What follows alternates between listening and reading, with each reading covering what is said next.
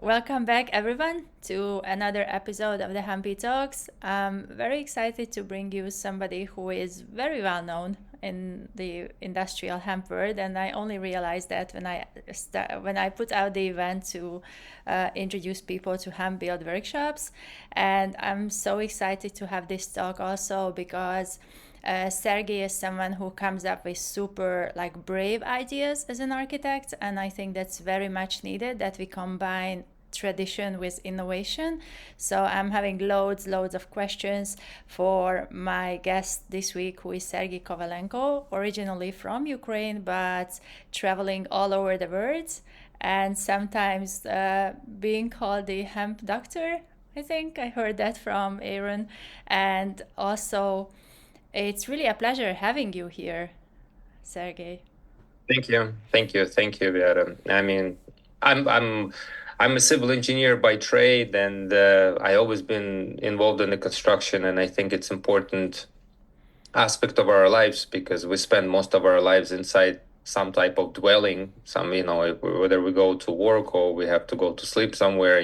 So I think it's an integral part of our lives, all of our lives, and people need to know the truth. And sometimes sometimes it's not nice, but the truth is always better than thousands of lies. So that's kind of been my mission. Well, people sometimes call me Dr. Hemp House. It was like a nickname given to me a long time ago, and I don't know, I liked it, so I kind of took it over and I named my Instagram account with that name. Yeah, so.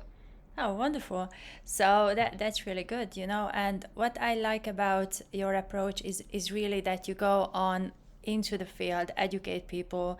I saw many videos of you, many posts that I super resonate with, with the majority of them. And you are going out, you are having workshops for the kids, for adults, so they can actually experiment working with hemp, and that's something very special. So how did the idea start to run HempBuild Well, workshops? well,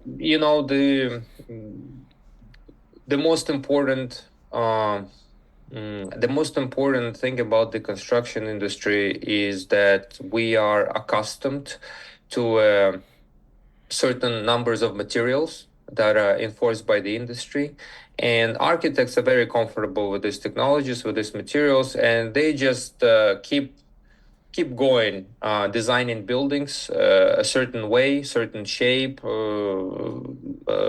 using certain materials, not realizing that they are actually, killing people in some ways slowly. I'm not going to be afraid of that word, but that's what it is because. Like I've said, most of our times we spend in some type of enclosed environment, in some type of building, and this building can really heal us or can slowly be killing us. And once I got introduced to bio-based materials and the importance of such materials in human beings' lives, I realized that ignorance from the construction industry professionals is one of the biggest problems in this sector. So educating people definitely is an essential part, and that's how different associations, that's how different workshops and different entities are formed in order to educate people better and in order to open their eyes to an obvious problem. And the problem is massive, and we're going to talk about it today. So education is the key, and we have to start early. That's why we educate children as well as professionals, because children that are 7, 8 years old, in 10 years, it passes by like this. They're going to be young adults, and I want them to understand this essential part of their lives, that homes, and buildings can be healing people and can be killing people. Yeah. Absolutely. Um, I love asking you this question because you mentioned that you had an early introduction to bio-based materials.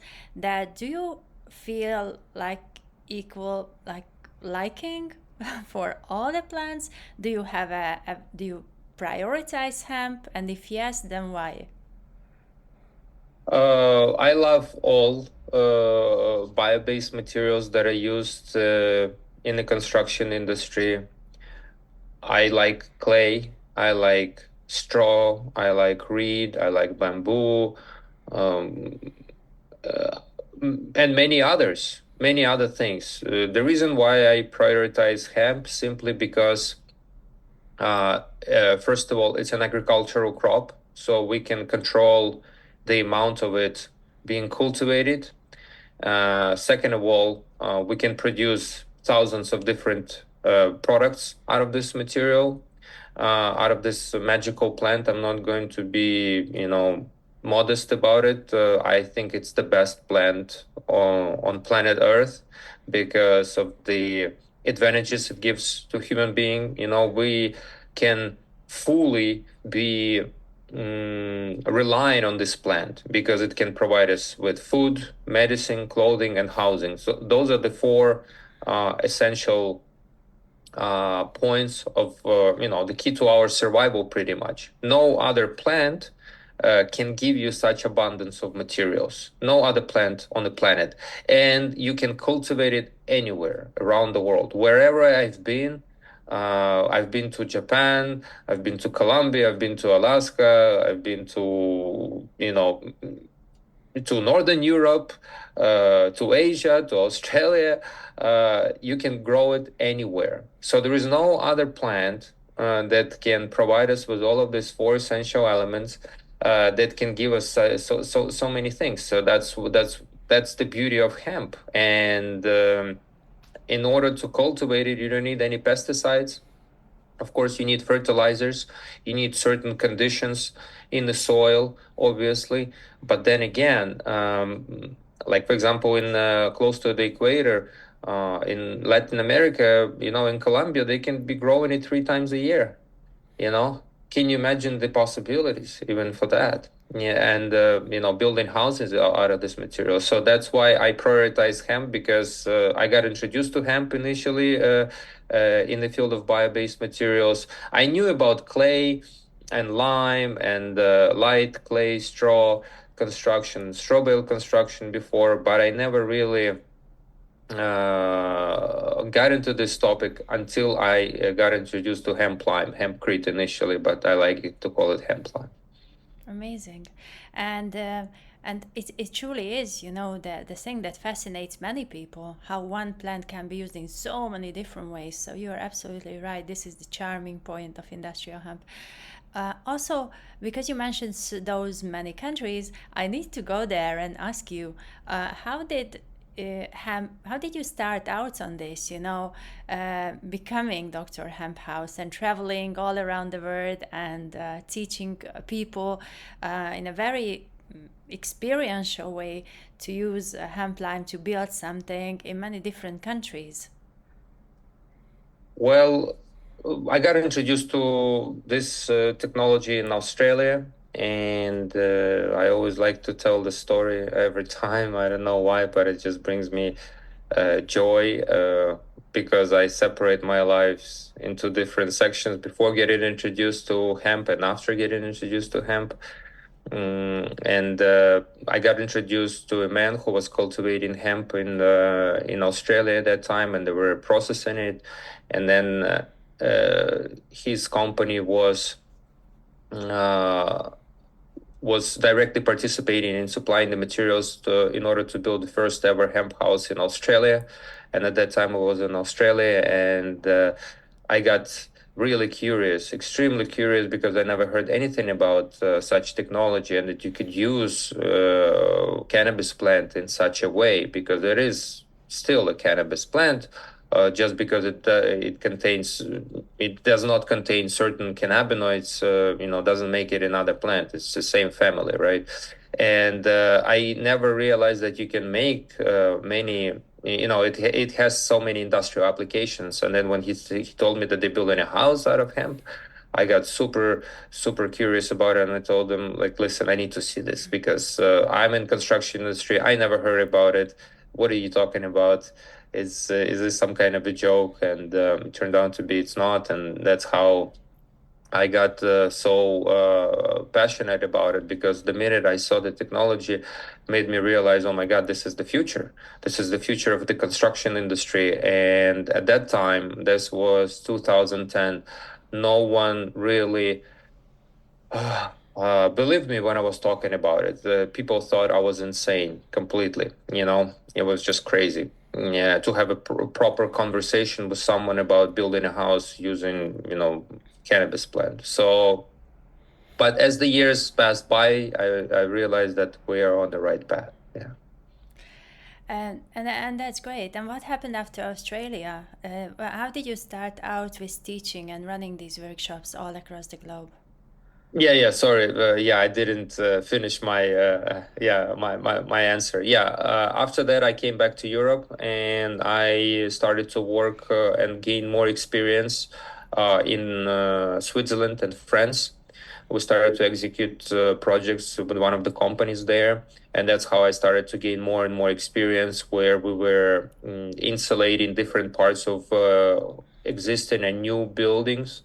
And that's how I got accustomed to an idea that you can be using it practically in any of the structure. Right now, I'm confident we are, obviously this material has its own limitations, but I can tell you that is completely unrivaled. If we're taking all the parameters, all the technical and all the attributes of any other insulation material, hemp lime stands at the top, at the very top. No other material can come close to it. Again, if we're talking about, the physical parameters, the chemical parameters, even if you want to call it the spiritual parameters, and including the price and longevity, durability, thermal performance. We can talk about it more in detail right now but there is no other material that stands close to it. And that's what kind of gave me confidence over the years that people need to know more about it. And the workshops, there were always conferences. One of the conferences organized by Steve Allen, I attended in Switzerland. I think it was, if I'm not mistaken, it was like 2011 or maybe 2012. And maybe there were like, 20, 30 people there. And it was an international conference. And it also gave me some food for thought how we can educate people. So thanks to Steve Allen and the International Hemp Building Association events, I got introduced to this tiny circle of people that were passionate about this technology, and that's how it all started. Then I went back to Ukraine. I founded Hempire, and we started to produce materials. We started to execute projects, and we started to educate people. Right, and that's wonderful, and this was the connection, I think, where we met. I can link back to that part, Absolutely, yeah. and I really because that was a hemp conference in one maybe 3 years ago in September, and I listened to your presentation first before talking to you, and I remember that I was like, wow, it was mind blowing, and since then I also started talking about industrial hemp, and I'm reading about it, and I'm talking to people every Monday, learning something new about the qualities of it, and I'm truly, truly amazed. So there is so much to learn about this for so many different industries. When it comes to innovations, I know that you have many brave ideas, and you are really challenging, I think, that the industry. So with the recommendations and with the suggestions, and you are challenging the core of it, which is the material, but also many other things. So can you share a few of your ideas of how hemp, building from hemp lime, can really bring construction not to the next level, not only material wise, but also in terms of the form and playing with the technical features, so we can really get the best out of it.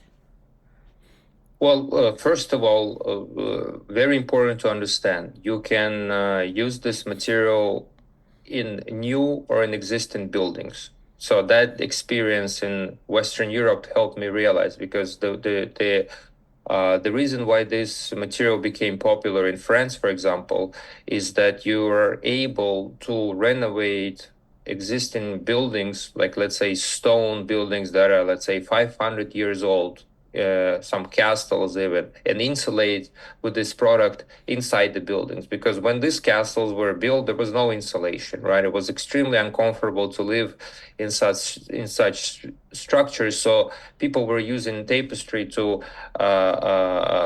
isolate this cold, humid air coming off being radiated from the very cold and moist walls in the wintertime. So that's why people would gather around the fireplace and would sleep around the fireplace in this very cold structures.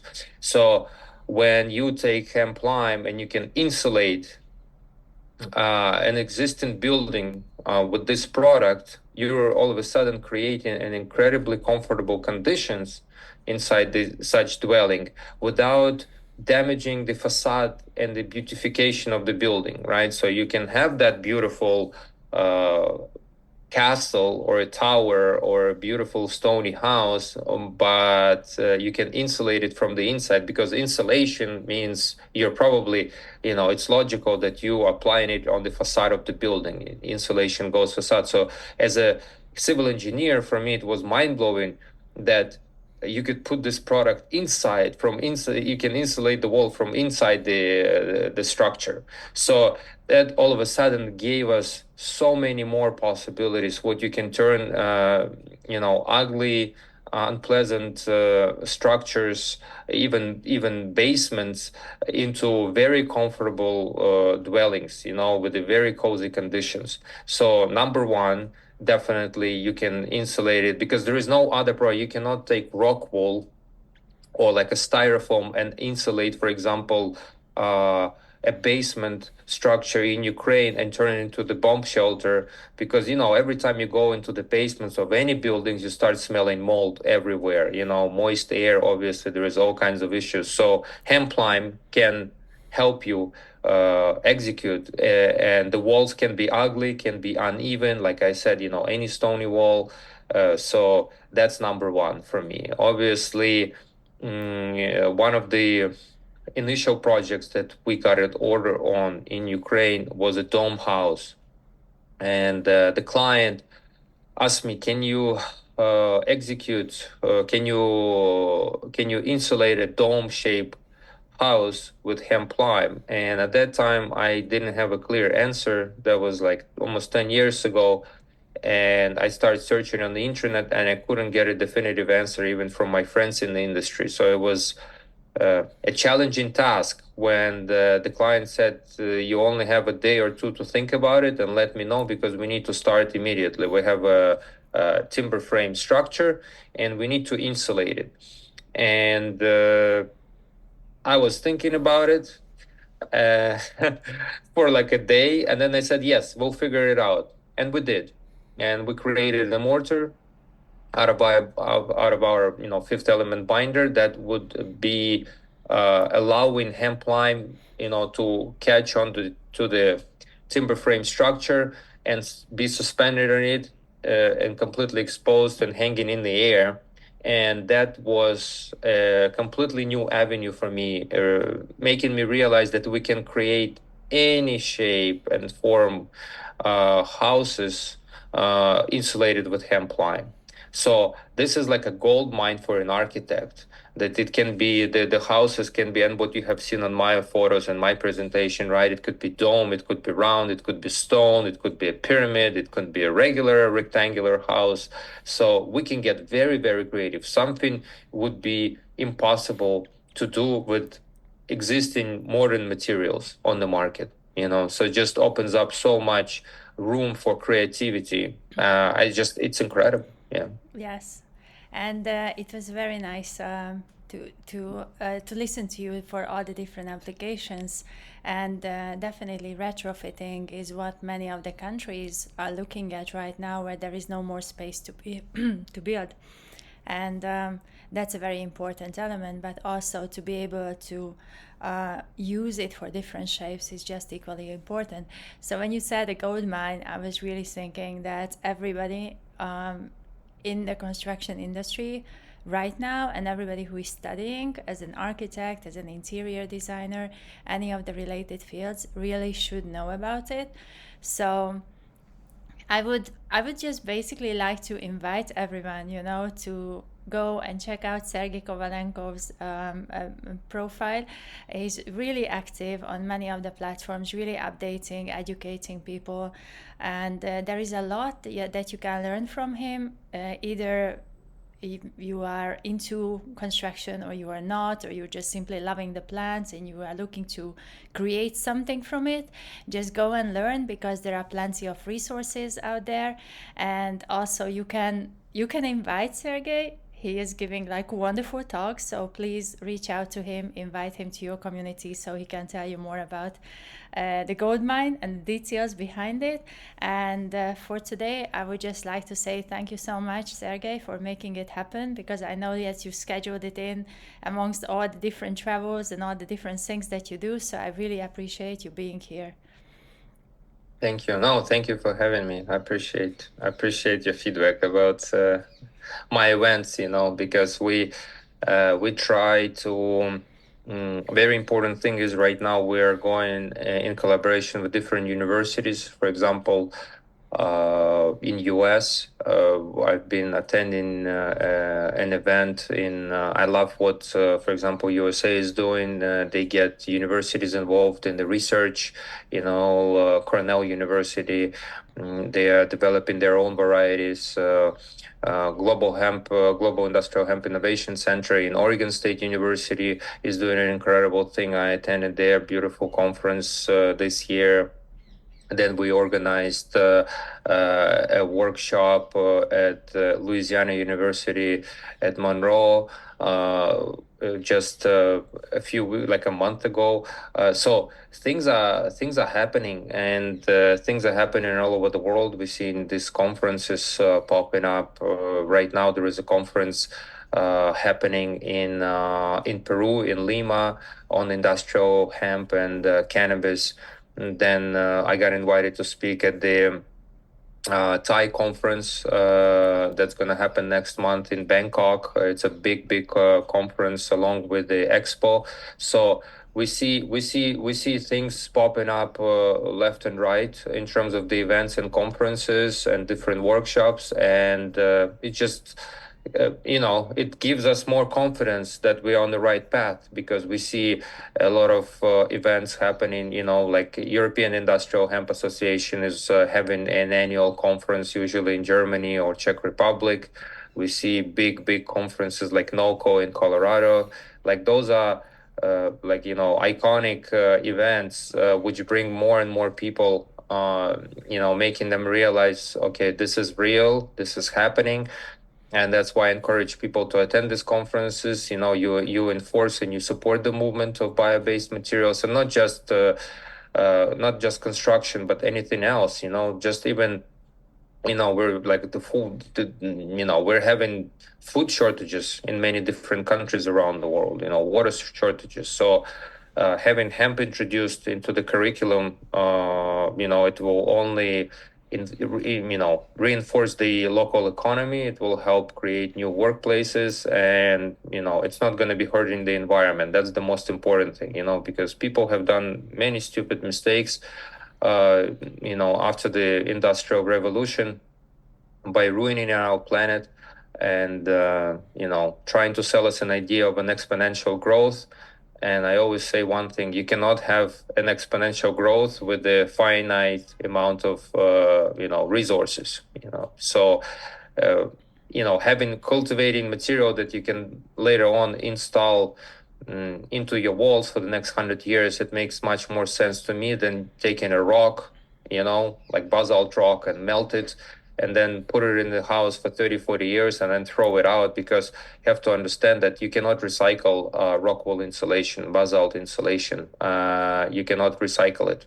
And as far as I know, maybe they're going to create something in future, but as of today, after you're using it, and you just have to replace it with the new same stuff, and that's never, it's never a good idea to use something, take it from nature and then like dump it out and then let it sit and rot there for the next, I don't know how many hundreds of years. Absolutely. So thank you. I know it's very hard to put an end to a hemp conversation because there is just so much more to say, and I would like to say once again, just thank you for joining. We are going to continue the conversation, and for now, everybody just tune into the Hempy Talks next time. I'm trying to bring you interesting conversations with interesting people, because the industrial hemp industry globally is truly great, and there is just so much to learn from people. And everybody I met so far, they are just so passionate and so happy to share the knowledge and educate and raise awareness. So stay tuned and learn more with me about industrial hemp. Thank you.